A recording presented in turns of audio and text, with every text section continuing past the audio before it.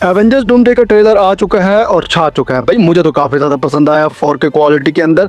और भाई leaks weeks से मजा नहीं आ रहा था, तो इन्होंने ओरिजिनल दिखाया है और मुझे काफी ज्यादा पसंद आ रहा है। वैसे अगर लीक्स की मान कर चला जाए तो उस वक्त के हिसाब से इन्होंने सीन्स काफी हद तक चेंज कर दिए हैं, क्योंकि इनको भी पता था कि ये साले 1.5 चाने बन रहे हैं, इनको भी सीधा करना पड़ेगा, तो मार्वल ने उनको सीधा कर दिया है। देखो ये ट्रेलर साफ साफ बता रहा है कि इनकर्जन स्टार्ट हो चुके हैं, डूम एंटर हो चुका है फील्ड के अंदर और अब सबके साथ मारा मारी शुरू हो चुकी है। डूम इन सबको फेंटा लगाएगा और बारी बारी करके लगाएगा। बस देखते जाओ, अभी तो सिर्फ थोर का लग रहा था। यहाँ पर अपने एक्सपीरियंस को शो करने के लिए थोर कहता है कि हाँ मैं इससे पहले कई विलन से लड़ चुका हूँ, लेकिन ये मेरे लिए नया है। इससे डील करने के लिए सबको एक साथ बहन भाइयों की तरह मिलकर लड़ना पड़ेगा। भाई सच बोल रहा हूँ मैं, इसको लीडर बनाना चाहिए था पहले। अगला डायलॉग यही बोलेगा, एवेंजर्स असेंबल। ये बात हम सब भूल नहीं सकते कि यहाँ थोर का काफी इंपॉर्टेंट रोल होने वाला है। थोर इन सबको ना सिर्फ गाइड करेगा बल्कि इनको आगे लीड करके भी चलेगा, जो काफी ज्यादा अमेजिंग है। हम ऐसे थोर को मिस कर रहे थे।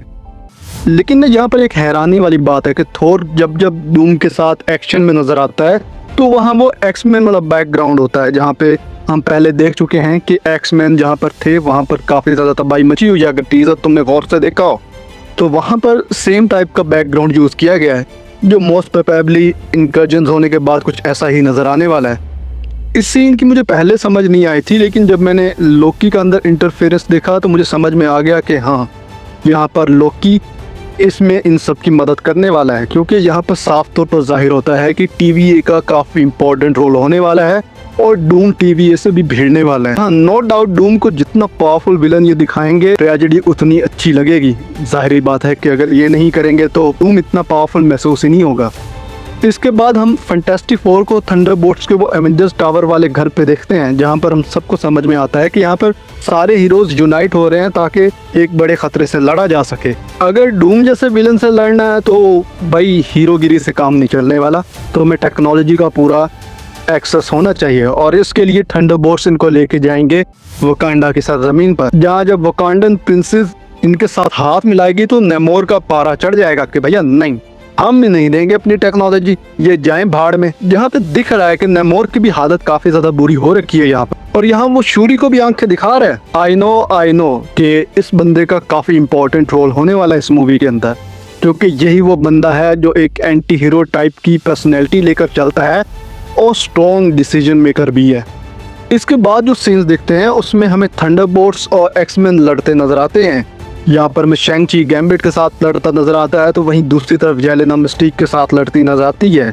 लेकिन मैं ये बात अच्छे से जानता हूँ कि यहाँ पर मामला इतना ज़्यादा नहीं बढ़ने वाला, क्योंकि ये थोड़े वक्त के लिए होगा, ना कि परमानेंट होगा। क्योंकि यहाँ पर इनका जो स्टार्ट हो चुके होंगे और किसी को कुछ समझ में नहीं आ रहा होगा, हर एक दूसरे बंदे को थ्रेट के तौर पर देख रहा होगा और यहीं पर ये लड़ाई भी हो रही होगी। इसके बाद हमें एंटमैन भी दिखाया जाता है, जो यहाँ पर सिर्फ एक शॉट में निपटा दिया जाता है, जो मुझे काफ़ी ज़्यादा अजीब लगा, क्योंकि इससे पहले वो कैंग जैसे बड़े विलन से लड़ चुका है।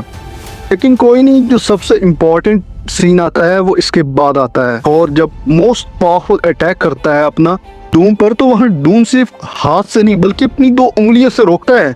जहाँ थैनोस उसको रोक नहीं पाया था, वहाँ ये बंदा सिर्फ 2 उंगलियों से रोक रहा है। उस बंदे के पास गॉन्टलेट था और इस बंदे के पास सिर्फ 2 उंगलियां। आपको ये 2 उंगलियां मुझे दे दे। इसके बाद जब थोर का बैकग्राउंड में एक डायलॉग चल रहा होता है कि हमें सिर्फ एक करिश्मा ही बचा सकता है, तो उस वक्त उसका जो म्योनेर है वो काफी ज्यादा मूवमेंट करता है और उससे अंदाजा होता है कि कोई उसे अपनी तरफ खींच रहा है।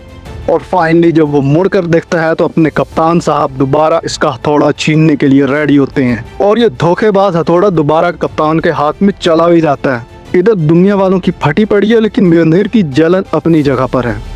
बाय द वे, तुम्हें ये ट्रेलर कैसा लगा? तुम अपनी ओपिनियंस कमेंट सेक्शन में दे सकते हो। मैं इस पर मजीद बात करना चाहूँगा अगर तुम इसको काफ़ी ज़्यादा प्यार दे देते हो तो।